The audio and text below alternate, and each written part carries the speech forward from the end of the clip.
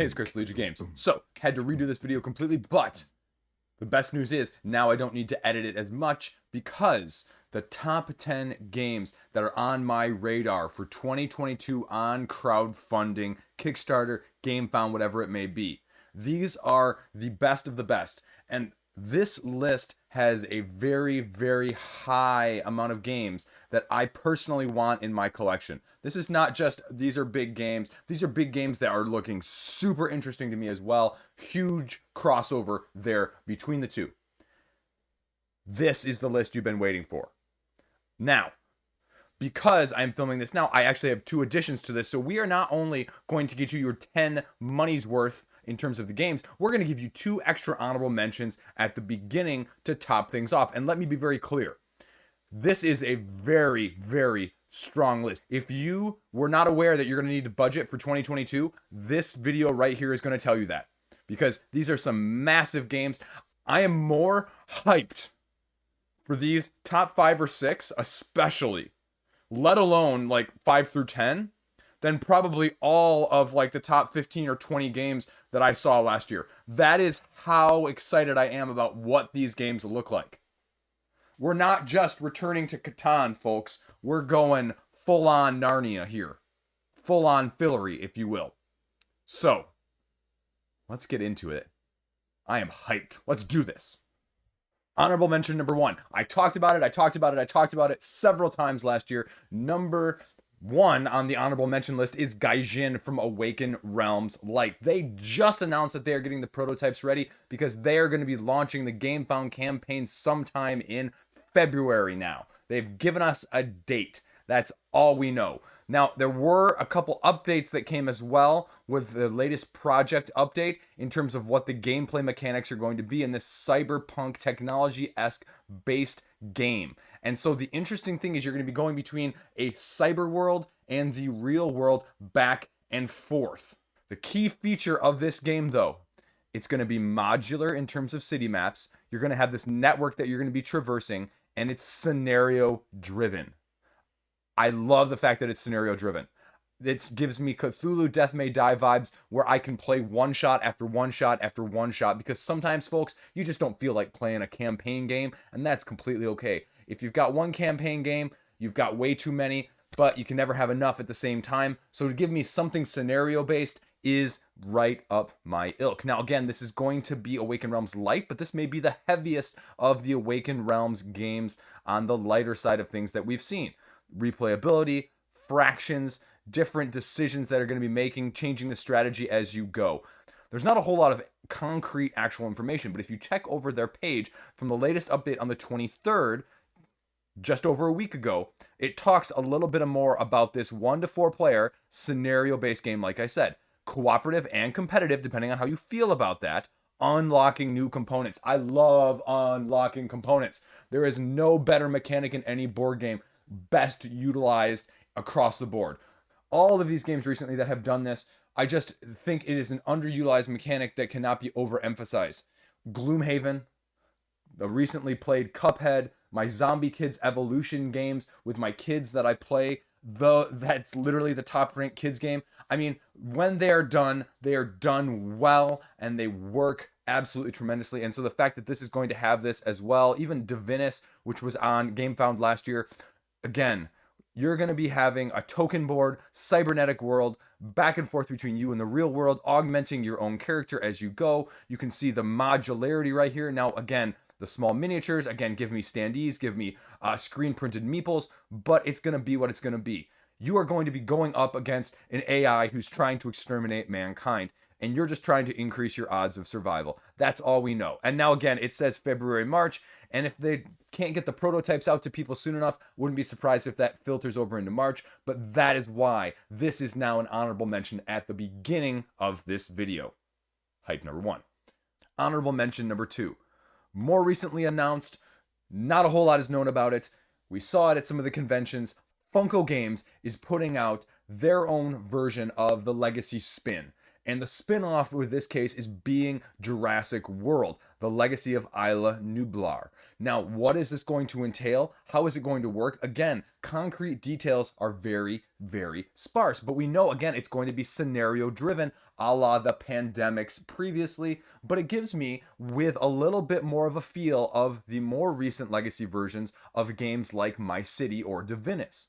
I say that because on this blown up picture here, you can see the different tiles, the different attractions, the different buildings that you're going to be making, and the dinosaurs that are going to be housed in them in the first place. You can see that around the board, there's going to be actions and dinosaurs going on, and sectors that you're going to be having to control, and legacy adventures down here at the bottom. So there's going to be a lot of things going on in different aspects, genetics lab, visitors lab. But the question is, what are the mechanics actually going to look like? It looks more tile driven.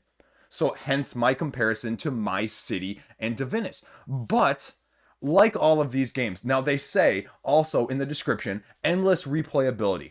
Now I worry about when I hear that, because when I think endless replayability, I think of, oh yeah, Pandemic Legacy was infinite replayability. My City is infinite replayability. How many of you are actually playing those games afterwards? You're not like just hanging them up. I've seen many people say, I'm framing and putting Pandemic Legacy on the wall. You're not actually playing it again as a finished game. You've played it through. You've gotten the twists, you've gotten the storylines, you've gotten the plot points. Your achievement is now hanging on the wall with a glass covering, not on your game table on future nights. And that's what I worry about when I hear this. But it also reminds me in a unique way of the more recent mobile app that my kids have played of this Jurassic World ilk, where you run into, as you level up, the ability to just combine random dinosaurs to get random combinations. And what I would love to see on this is something like that, where all of a sudden, my game is uniquely different than your game, where I've got 300 different combinations of dinosaurs that I can make, but maybe I can only make 30 in my game. So my game is going to be drastically different than your legacy game. And then thus it's going to be drastically different than anyone else who's ever played this game as well. So it gives it more of a unique element. Now, again, I have no idea, but it makes you think and it makes you wonder what you can do. And you hope for, especially with Funko, who has a very solid reputation for some of these games, although none of their other ones are particularly up to my taste, what they can do with it, as this is going to be, I believe, one of their first forays into crowdfunding in the first place. So it's going to be really intriguing what it entails when we get more information. Now, on to the big list. Number 10. You haven't heard of this one. It's called Mercurial. Why am I excited about a game you've never heard of, and why is it making the list over those other two? Hear me out on this one. Asymmetrical, dice drafting, spell comboing, engine building tabletop game. If that doesn't tickle your fancy with those keywords, along with this fantastic freaking art, I don't know what's going to. This is a 1 to 4 player game where you are going to be combining and crafting these spells either to heal or to destroy along your path of destiny as a mage from a lowly upbringing. Look at what this is. This is an example of what the cards you're going to be having, the combinations that can be done, and just the aesthetic that is very pleasing in the first place. I love me some dice, I love me some engine building, I love me some crafting, and this has all of it in spades.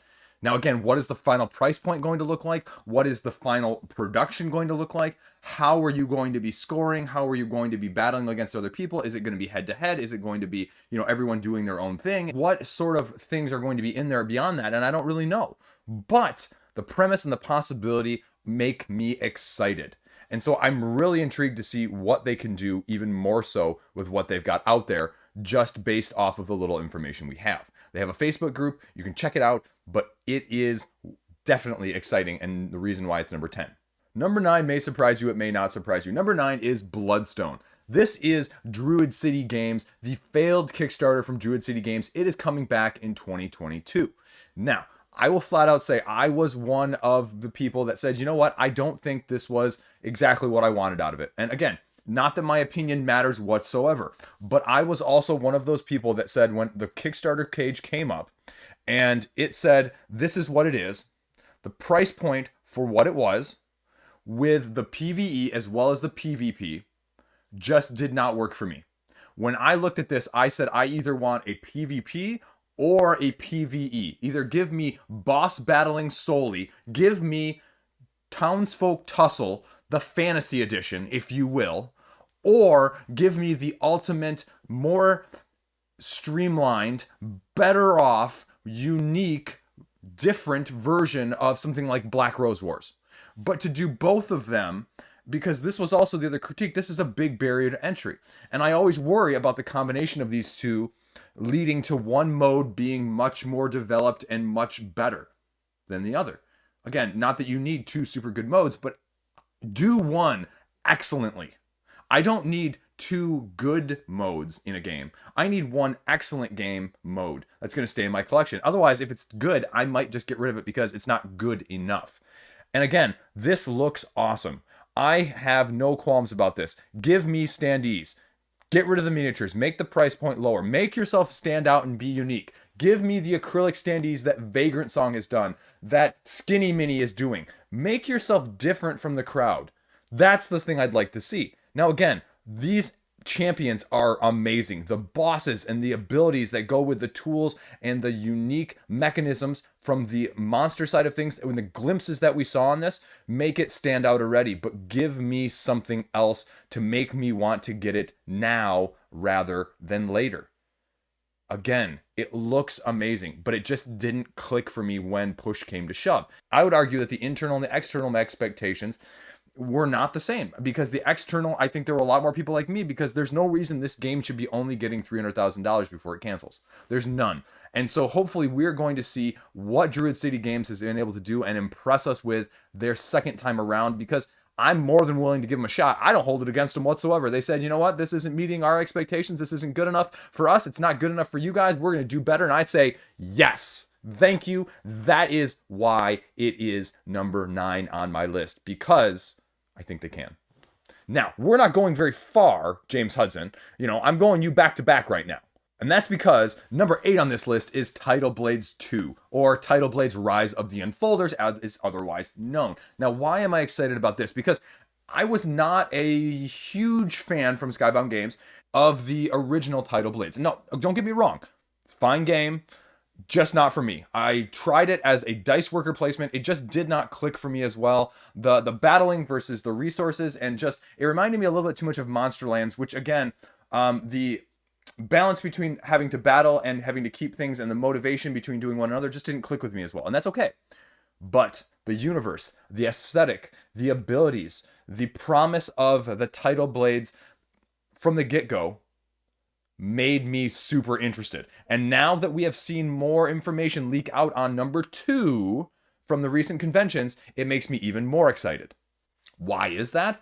Because of the mechanisms that we've been shown, right? It's scenario based. If you didn't hear me shout scenario based at the beginning with Gaijin, well, you're going to hear me shout it now. Scenario based is the way to go. They say there's going to be something like, I don't know, like 28 campaigns or 28 scenarios or something like that, or 40 plus hours, and way too much. But the reason I did not also get Tidal Blades in the original standpoint, even when I was on the fence, I didn't know enough about it with the original Kickstarter campaign, was because the only reason to get it at that point was deluxeifications. There was no gameplay content.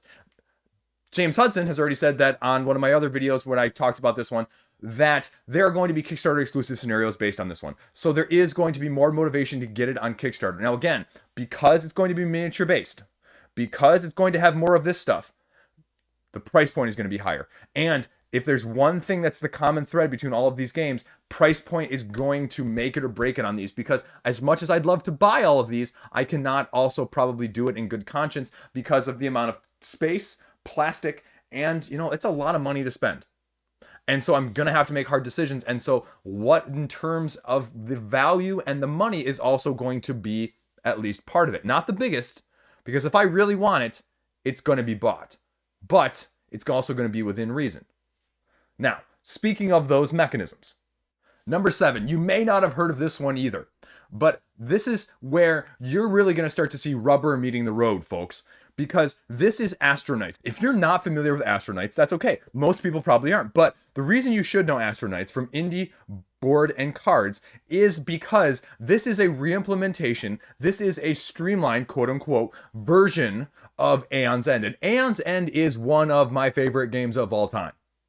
And I am putting a particularly, potentially 2.0 version or superior version of it at number 6 on this list. 6. That tells you how highly I think of the next 5, or it should, at least in any indication. Now, again, I'm not sure I like this sort of cyberpunk fantasy theme-esque. I really like the theme of the original Aeon's End in the first place. That was one of the biggest appeals. And so the question is going to be, how much of this is changing, how much of it is the same? Because, again, do I need both of these? Do I need Lords of Ragnarok and Lords of Hellas? Do I need the first Kingdom Rush and the second Kingdom Rush? You know, what is the differentiation? Why should I get it? Is it going to be more like Mythic Battles Pantheon and Mythic Battles Ragnarok? Is it, you know, pick your poison, pick your theme, and it's kind of the same? Because they're saying that they're going to keep the no deck shuffling. They're going to keep some of those boss battling individual elements with asymmetric powers. So some of that is not going to change. But they say you're going to be getting weapons, equipment that you can equip, and, you know, different abilities that you can quote unquote level up. So maybe more character customization as opposed to the one special ability and the slightly different altered starter deck in that sense. So again, hopefully there's room for two, because I have everything Aeon's End, and I'd really rather not get rid of it or to have to think about getting rid of it, because we've all of a sudden made a slightly better, slightly tweaked version of it that sort of makes the other one obsolete. And I don't think that's actually going to be the case, but I think hopefully there's going to be room alongside for both, and that's what makes me freaking hyped for this one too. Again, not much information, not much time frame. We're going to see. I'm going to stay tuned. I'm already subscribed to the Board Game Geek page. If you're like me, check it out as well. There is not even a Board Game Geek entry point, so that's why we're going to this article over on Polygon.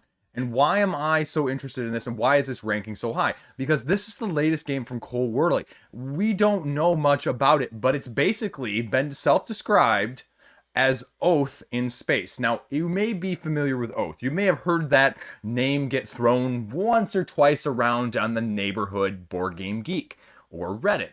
And so this is the more streamlined, more accessible, apparently, version, with a more mechanical and narrative changes that occur more over a campaign or an RPG. Now, again, put in space, making it easier to play, making it less rules overhead-wise. Well then, you've caught me intrigued, color me interested, and that's about all we know. But hopefully it is going to be coming to crowdfunding sometime in 2022, date yet to be determined. Now, the interesting and the important thing here is he says at the top, it's more like a roguelike game, like the video game side of things. But as it says right here, as the quote is, less open-ended, clear beginning and middle and end to each campaign. So it's a campaign that you play, as they've said, over several different scenarios, a short game campaign, 2 to 4 sessions long for 3 to 4 players. But this one is going to require the same set of players. But the total runtime, I was saying more streamlined, is only about 5 hours. Does that make you more intrigued by things? It does me. Holy crap, Batman. So that's why now you can see why it's number 5 on the list and edging things out like Astronauts. I'm going to give you a full disclaimer right now. I could easily see, depending on price point, depending on availability, depending on all the add-ons, depending on all of the it factors, being easily interchangeable, but this is the order I'm going to go with for this video. Hype, warning, caution right here. We've got basically 1A, 1B, 1C, 1D, and 1E. But I'm not really sure the order in which my preference would be, because I think some of the exclusivity, some of the actual content, and some of the price points are going to determine sort of where they fall and how much I am going to want to get them. But I can tell you, are all on my short list of games I am planning on backing unless things go wrong or unless things are just done completely against my good common sense of why I should get this. That's how interested I am. Now, next up, this one is going to be one that you may not have heard of. So this next one is Iconoclash. You're going to notice the crossovers here with a couple games that you may notice and that you may recognize, level 99 games. And this is the interesting aspect of things. And I'll pause it here when we get to one of those screens again. You're choosing your character. Does this look familiar to you in terms of choosing your character? Well, it's going to look a lot more familiar. Stage select. Oh, does this look more familiar now? Anyone? Anyone in the peanut gallery? Oh, this is the Super Smash Brothers, the tabletop card game. If this doesn't look cool, I don't know what does. I am a super big fan of Super Smash Brothers. This is the original game that I grew up loving on Super Nintendo. I was great at. I really was better than a lot of people thought they were, and I really wish that they would have had tournaments around when I was a kid. Anyway, this is that in a tabletop setting. It's launching in March. I am so hyped for this. You're going to have a couple different, it sounds like, core sets of characters, crossover from level 99 games, but crossover from like Aegis, the robot mishmash creating game. And look, combos, item drops, everything in there that makes you think of Super Smash Bros. In the first place, and you just have to be the last one standing like it says. If that doesn't sound cool, I don't know what does. So that is why I'm so hyped on it. Here you can see a little bit of everything that's going to be going on there. But again, as Level 99 Games is one of my favorite companies as well that puts out stuff, to have their crossover influence on this as well with Strange Machine Games, I am super, super, super, super interested. Again, why am I going to get it on crowdfunding? What's the price point going to be? Those are the big make it or break. It's not, am I interested and does it look good? Because they've been doing like online tabletop simulator or Tabletopia for a while now. And so it's not like this is a game that's going to be first play tested like, afterwards or only internally. So there's a lot going into it already from that side of things. So again, super, super interested, very high on it already. There you go. Next up, this one probably doesn't need a whole lot of introduction, but for those of you just tuning in who aren't familiar, you may not know Into the Unknown, but you may know their other game that is going to be hopefully delivering sometime in 2022, Aeon Trespass Odyssey. Basically, the next iteration, the closest thing probably to Kingdom Death Monster that is not Kingdom Death Monster, more in a Greek setting. Now, this is their next game they have announced, and this, I believe, is also February. January, February, March is going to be horrible for wallets, people. I'm telling you, budget right now. Kingdoms Forlorn.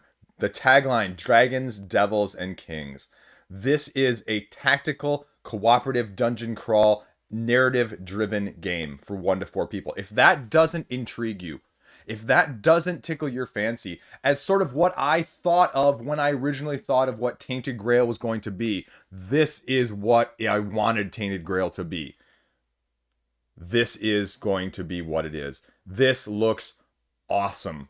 Big, high-end board game. Hundreds of hours of gameplay. I don't need hundreds of hours. I want hundreds of hours. I don't need them. Lore, storytelling, attention to detail, mechanics that are going to be balanced and streamlined in that ilk, but not too light as well.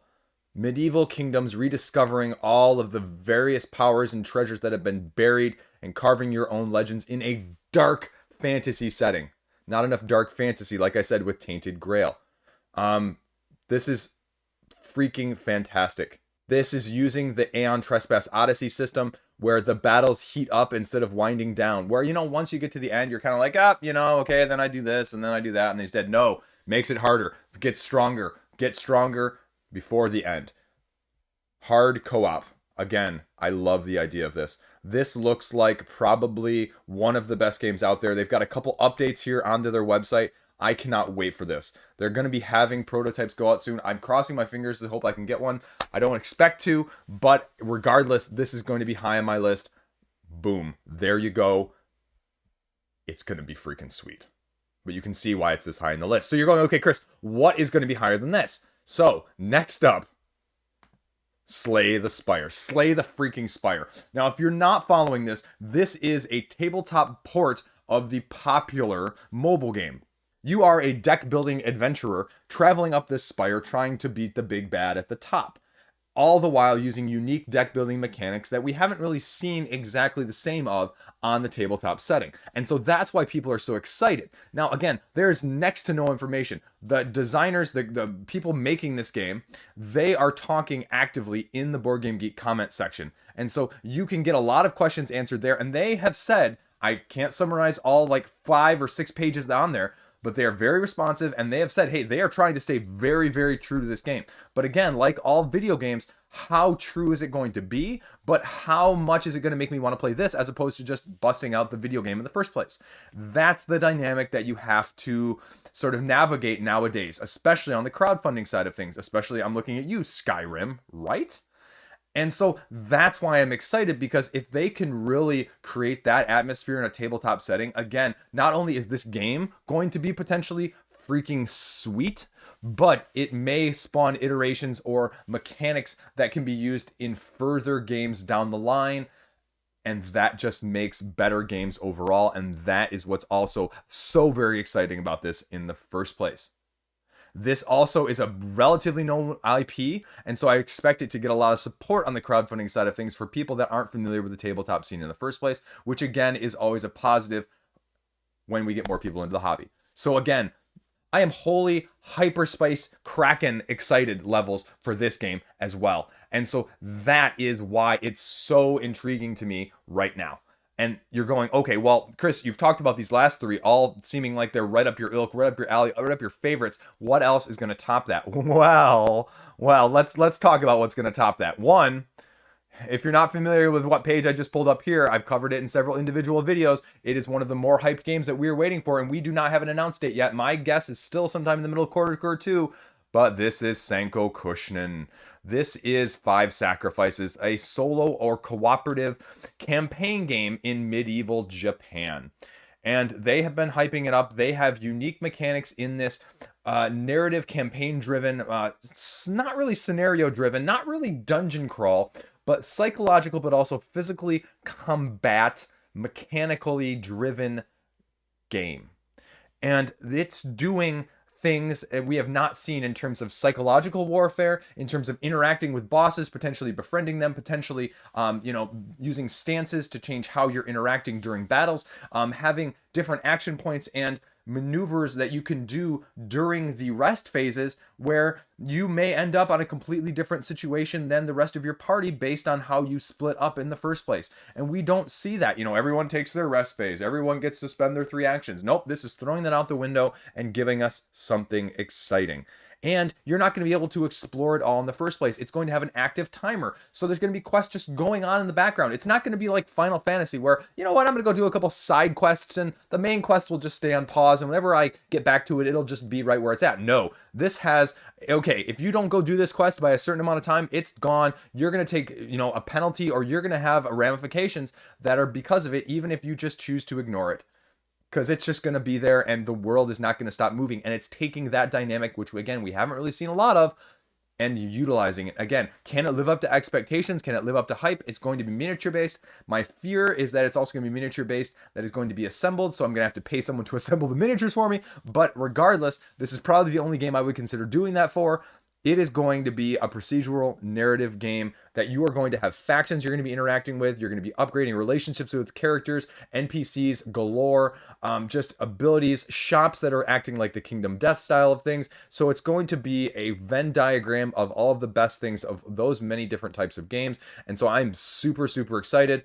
Again, no date yet. So we're going to have to kind of see. They have said on previous videos that there is not going to be the KDM level price. So it's probably going to be more like your CMON or your Kingdoms Forlorn or your Aeon Trespass Odyssey price rather than your KDM, which again is exciting because I was not wanting to spend, $500 on this game. So there you go as well. But you can see why I'm so excited with all of those things going on as well with this. And so that is why it is second to last, the penultimate on this list. So what's the ultimate one? What's the highest one on this list? It's Marvel Zombicide. It's Marvel Zombicide. It is. It has to be. Until proven otherwise, I am a Marvel junkie. I am a CMON junkie. I'm staring at 3 Marvel games in front of me. There's several behind me in the video if you blow it up. And so I don't need more plastic. I have plenty. I've got a couple of their games still coming, but this is the one iteration of Zombicide that could actually intrigue me because you are reverse Zombiciding it. You have you as the zombies going against the heroes. Now the question, and this is where I hope they learn, not only from other Zombicides, but also from their recent use of the Marvel IP with Marvel United, where they said, okay, Marvel United, the big criticism with that was that the heroes, frankly speaking, in the original version, some of them just weren't that unique. Some of them were rather blah. Some of them were rather, I can never play with this character again because I can't tell this character. If you slapped a different character's name on it, you couldn't tell the difference. And so they gave characters uniqueness in the Marvel United X-Men. They gave different ways to play. They give different aspects in that regard. And so especially as the 50th, you gotta blow me out of the water. I want to see the asymmetry. I want to see what they did with Marvel United and Marvel X-Men in Marvel Zombicide. Don't do the Marvel Dice Throne safe route. Give me the Marvel X-Men and the Marvel United IPs where you're digging deep into the pocketbooks and the trenches of the characters, and give me the interesting ones, not just the bread and butter cookie cutter heroes and villains. And so that's what I want to see. Are you going to have heroes and villains on the same team as zombies? Are hero zombies going to be going against villains that are non-zombified? You can see here that it's going to be hero zombies and heroes, but is there going to be a mixing and a matching? What is that going to look like? How many expansions is CMON going to drop in it? You know, the over-under is usually about 7. So that's what it's going to be from that side of things. And again, as a Marvel big fan, I have to be intrigued, and I have to just see what they're going to offer. And I believe that it's going to drop as well sometime in that danger zone of late January, early February, sometime around then, because it's their 50th. They're going to be hyping it. It's going to slowly trickle out information. The big channels have already seen all the big stuff. You've seen the big Galactus guy floating around. So you know there's going to be a lot going on. And it's a little bit scary price point wise with that big Galactus guy going on, because it's a Cthulhu Death May Die where they kind of, you know, made me quite irritated with the pledge locked gameplay content of that scenario behind that guy, because I don't want that. I don't want a big Galactus. I don't. Give me all the gameplay stuff. CMON, give me a gameplay all in. Don't pledge lock some of the content. That is my biggest fear. That's my only trepidation with this. If they do a good job with this, this one could easily blow anything else on this list out of the water.